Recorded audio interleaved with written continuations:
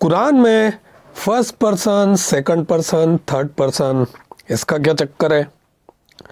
Subject, object, इसका क्या चक्कर है ना? प्रधान कर्ता, अप्रधान कर्ता संस्कृत में, इसका क्या चक्कर है ना? ये इस पर क्यों डिस्कशन होता है अलग अलग जगह कि ये इसमें कुछ गड़बड़ है, समझ में नहीं आता है कुरान में कि वो क्या रहा है।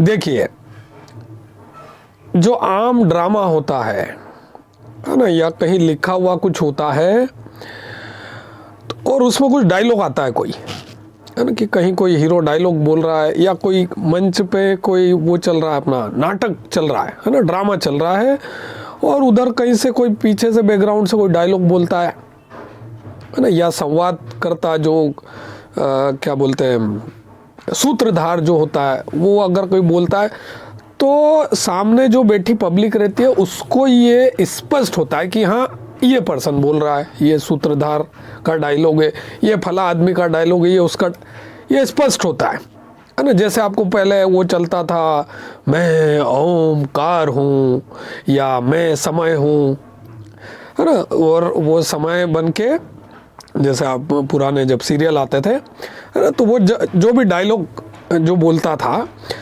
वो ये स्पष्ट करता था कि वो है कौन, है ना। तो हमें ये स्पष्ट होता था या हमें ये स्पष्ट होता है जब भी कहीं से कोई डायलॉग आता है ना, कोई सूत्रधार कुछ बोलता है, कहीं ड्रामे का कोई मंचन होता है, हम उसे जब भी देखते हैं या पढ़ते हैं हम कोई चीज़, तो हमें स्पष्ट होता है कि हाँ डायलॉग फला व्यक्ति बोल रहा है। लेकिन कुरान की ये समस्या है कि कुरान में ये समझ में नहीं आता कि डायलॉग बोल कौन रहा है। कुरान में ये स्पष्ट नहीं है कि डायलॉग बोल कौन रहा है, और यही कुरान की का घालमेल है, बहुत बड़ा, मतलब ये है ना। तो देखिए, कुरान को, है ना, कुरान के सूरह अल फातिहा की 5वीं आयत, यानी कि पहले चैप्टर की 5वीं आयत क्या कहती है कि हम तेरी ही बंदगी करते हैं और तुझी से मदद मांगते हैं, है ना। ये इंसान बोल रहे हैं। ठीक है, अब कुरान चैप्टर 54 सूरह अल कमर, है ना, आपको गाना याद होगा, मेरे रश के कमर, तो कमर से आप याद रखेंगे कि चैप्टर 54 सूरह अल कमर, उसकी आयत नंबर 17 पे आप जाएंगे तो उस आयत में आपको क्या लिखा हुआ मिलेगा कि हमने कुरान को आसान बनाया, है ना, हमने कुरान को आसान बनाया। अब वो चीज़ मैं समझता हूँ कि हम सिंगुलर वर्ड के लिए भी यूज़ कर सकते हैं, सिंगुलर पर्सन के लिए भी यूज़ कर सकते हैं। कोई व्यक्ति मैं के बजाय हम भी बोल सकता है। कब बोलता है? जब वो गुरु से बोल रहा हो कि हमसे बड़ा कोई पहलवान है क्या, समझ रहे हैं। तो जब वो आता है, ये लिखा हुआ आप पढ़ते हैं कि हमने कुरान को आसान बनाया, तो आप ठीक है वो मान सकते हैं कि अल्लाह ही बोल रहा है कि हमने कुरान को आसान बनाया। और उसी कुरान के पहले चैप्टर में लिखा है कि हम तेरी ही बंदगी करते हैं और तुझी से मदद मांगते हैं। मतलब क्या हो रहा है कि एक ही किताब है, जिसे अल्लाह के शब्द, अल्लाह की किताब कहा जाता है, अल्लाह का कलाम बताया जाता है। उस एक ही किताब में कभी तो अल्लाह खुद अल्लाह बनता है, अल्लाह बन के बोल रहा है, और कभी वो इंसान बनकर बोल रहा है कि हम तेरी ही बंदगी करते हैं और तुझी से मदद मांगते हैं। आप समझ रहे हैं। और अगर आप इस पर और गौर करें कि ये सारी लाइनें, जो कुरान की सारी लाइनें निकल रही है, मोहम्मद के मुंह से निकल रही है, ठीक है। तो अगर मोहम्मद के मुंह से निकल रही है ये कुरान सूरह अल फातिहा की 5वीं आयत, तो ये क्या बोल रही है? हम तेरी ही बंदगी करते हैं और तुझी से मदद मांगते हैं। तो इसमें क्या कर रहा है कि मोहम्मद इंसानों के साथ मिलके बोल रहा है, आप ऐसा मान सकते हैं। इसमें अल्लाह तो है ही नहीं, ये अल्लाह के शब्द तो है ही नहीं,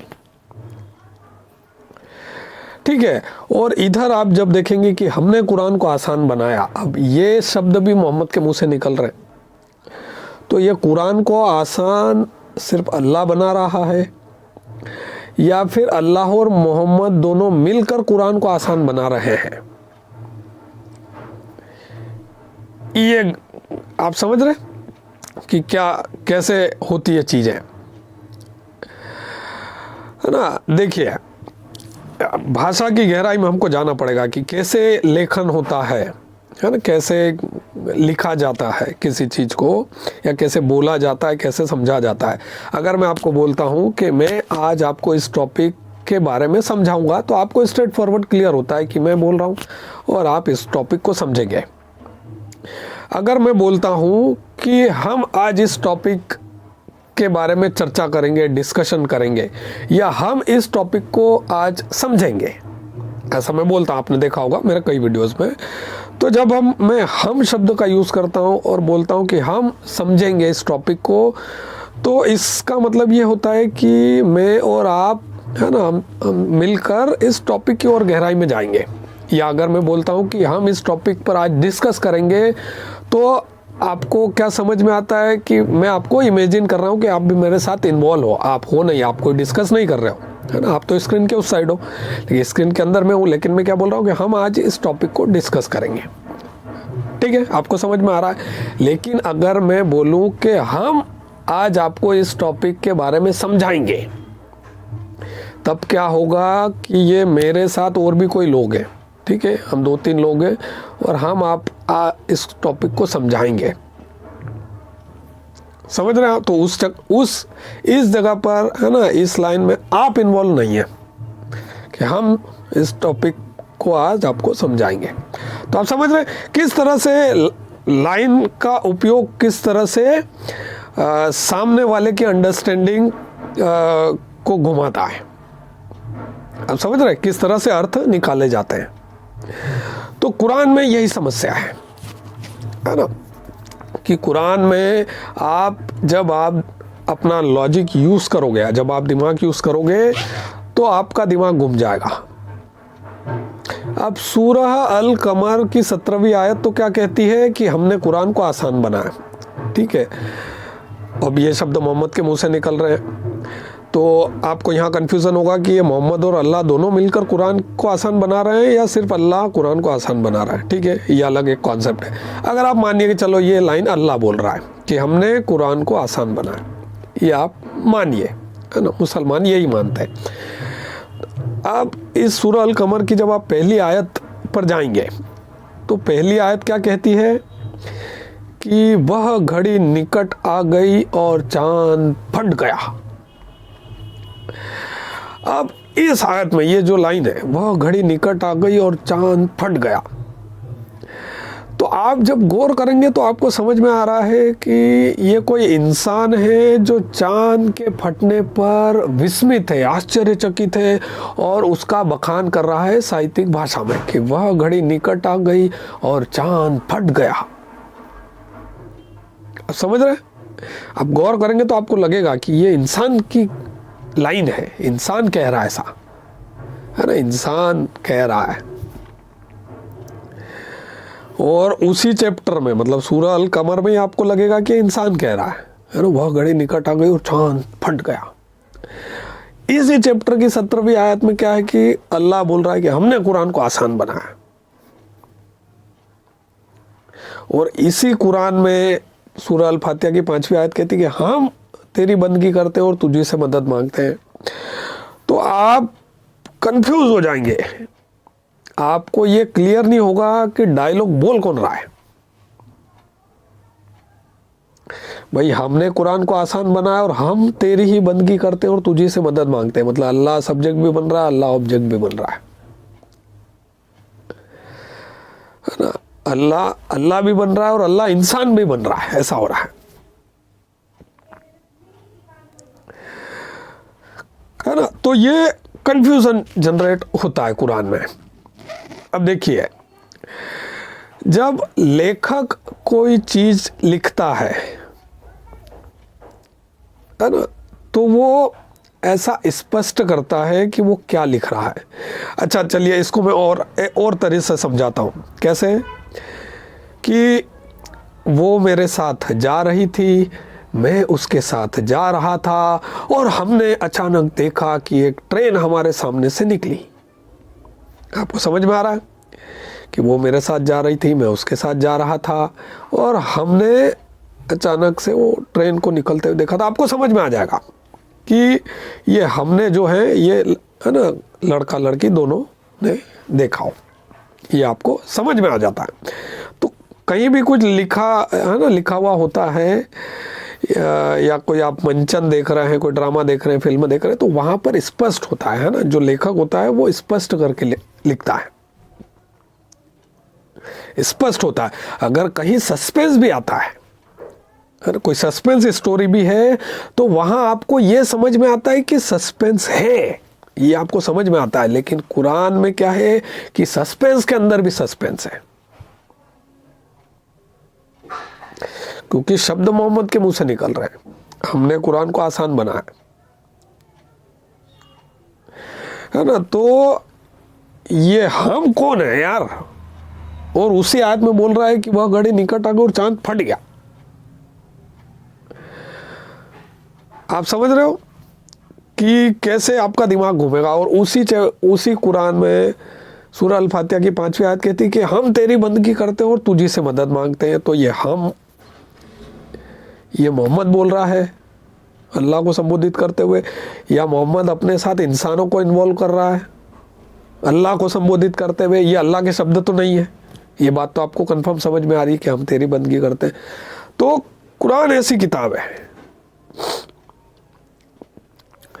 जिसे पढ़ते हुए अगर आप दिमाग का इस्तेमाल, आप साधारण है ना, आप दिमाग का इस्तेमाल करेंगे तो आपका दिमाग घूम जाएगा, आप मानसिक रूप से अस्थिर हो जाएंगे।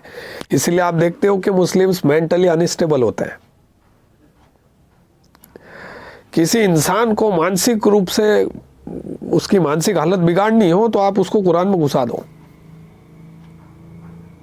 उसकी मानसिक स्थिति वाकई में बिगड़ जाएगी। कुरान एक साइकोलॉजिकल मास्टरपीस है, मतलब मास्टरपीस है साइकोलॉजिकल, कि ये इंसानों को ऐसा मतलब उनका दिमाग अस्थिर कर देगी, है ना। मतलब वो नॉर्मल इंसान नहीं रहेगा, वो साइकोलॉजिकली डिस्टर्ब हो जाएगा, क्योंकि ये किताब की जब आयतों में वो घुसेगा तो उसका दिमाग हिल जाएगा, मतलब घूम जाएगा,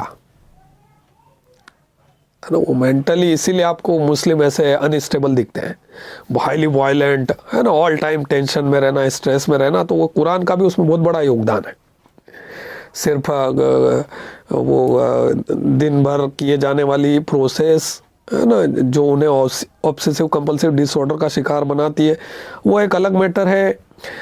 नार्सिसिस्टिक पर्सनालिटी डिसऑर्डर आता है ना, वो भी है। पैरानोइड पर्सनालिटी डिसऑर्डर आता है मुसलमानों के अंदर, वो भी है। तो वो सब में कुरान का भी योगदान है। आप सिर्फ ऐसा नहीं कि मौलवी भाषण दे रहा उससे ही नफरत जाग रही अंदर, है ना, वैसा नहीं है, या हदीसें पढ़ ली या सीरा पढ़ ली, नहीं। कुरान का बहुत बड़ा योगदान है मुसलमानों को मानसिक रूप से अस्थिर रखने में,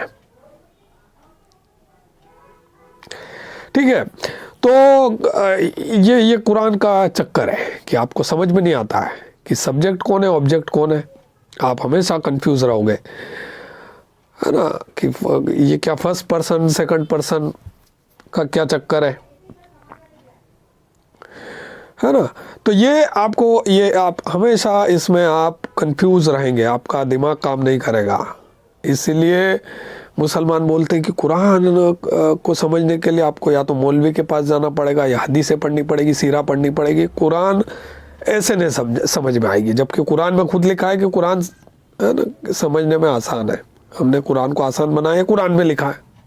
और कुरान आसान है नहीं भाई, आसान सेल्फ एक्सप्लेनेटरी होती है। कोई चीज़ कोई लेखक लिखता है तो वो चीज़ अपने आप ही एक्सप्लेन होती है, सेल्फ एक्सप्लेनेटरी होती है वो चीज़, है ना। कि आप पढ़ते हो तो आपको समझ में आता है कि भाई हाँ डायलॉग, है ना, ये लाइन, ये संवाद ये आदमी बोल रहा है, ये संवाद ये आदमी बोल रहा है, ये संवाद ये आदमी बोल रहा है ना। मतलब डायलॉग स्पष्ट होता है लिखावट में कि डायलॉग बोल कौन रहा है। लेकिन कुरान में जब कोई लाइन आती है, कोई आयत आती है, तो वहाँ पर स्पष्ट नहीं होता है कि डायलॉग बोल कौन रहा है, वो बोलने वाला है कौन,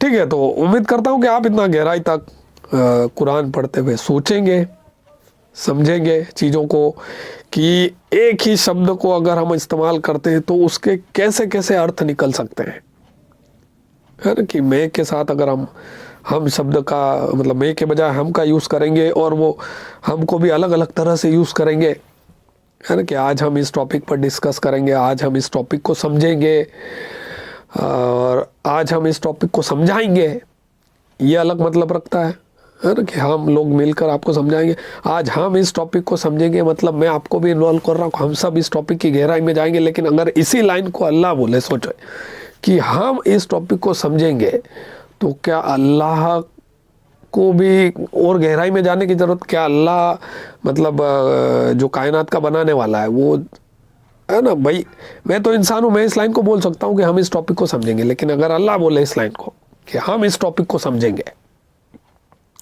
तो क्या अल्लाह अपने आप में परिपूर्ण नहीं है? क्या उसमें कमी है? वो और समझना चाह रहा है क्या? आप समझ रहे? ठीक है, तो ये है मतलब इसमें कुरान में ये गड़बड़ है ना। तो कुरान एक साइकोलॉजिकल मास्टरपीस है और उसमें ये स्पष्ट नहीं होता है कि डायलॉग बोल कौन रहा है ना। तो और कुरान आसान तो बिल्कुल भी नहीं है, तो ये सेल्फ कॉन्ट्राडिक्टरी है ना। कि कुरान में लिखा है कुरान आसान है समझने में, तो ना समझने में आसान है, ना याद करने में आसान है ना। और ना बोलने में आसान है, किसी तरह से आसान नहीं है। तो ये मतलब घोटाला है ये, है ना। ये ना तो इजी है ना, इजी नहीं है बिल्कुल। किताब बहुत कठिन है, समझने में भी और बोलने में भी, याद करने में भी, हर चीज़ में कठिन है ये। It's not easy. अरबों के लिए बोलने में इजी हो सकती है, बाकी पूरी दुनिया के लिए तो ये कठिन है बोलने में भी, है ना। बोलने में, याद करने में, समझने में, हर चीज़ में और भी ज़्यादा कठिन है।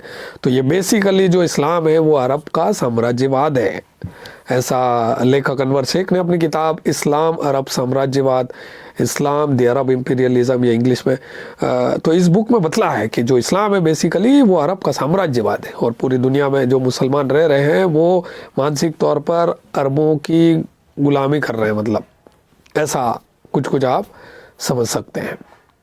ठीक है, कि इस्लाम का अरब के बाहर रीजन से कोई लेना देना नहीं है। वो फैल गया और वो फैल के बाहर जितने भी लोग हैं वो बेसिकली अरब की ओर झुक रहे हैं। तो अरबों के वो बेसिकली गुलाम है, सांस्कृतिक गुलाम आप मान सकते हैं, कल्चरल गुलामी है ये, है कि अरबों की परंपराएं फॉलो करना। ठीक है, वो अलग टॉपिक है। तो यही मुझे इस वीडियो में बतलाना था कि कुरान में कुछ भी स्पष्ट नहीं होता है। कुरान एक कॉम्प्लिकेटेड कॉम्प्लेक्स किताब है और है ना। बस ठीक है, इस वीडियो में इतना ही। आप अपने विचार कमेंट सेक्शन में लिख सकते हैं और वीडियो को अगर आपको पसंद आता है वीडियो को लाइक करें और चैनल को सब्सक्राइब करें, घंटी का बटन दबाएं, इस वीडियो को कुछ लोगों को शेयर करें और मिलते हैं अगले वीडियो में। बाय।